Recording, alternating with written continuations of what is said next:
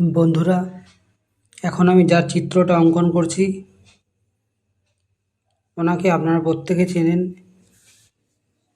তিনি বাংলার একজন খ্যাতনামা কমিক চরিত্রে।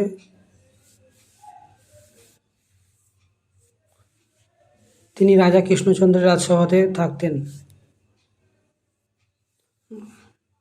অর্থাৎ আমি গোপাল ভাঁড়ের চিত্রটি অঙ্কন করছি। গোপাল ভাঁড়ের ছবিটি আমি একটা ব্ল্যাক স্কেচ পেন দিয়ে আঁকছি।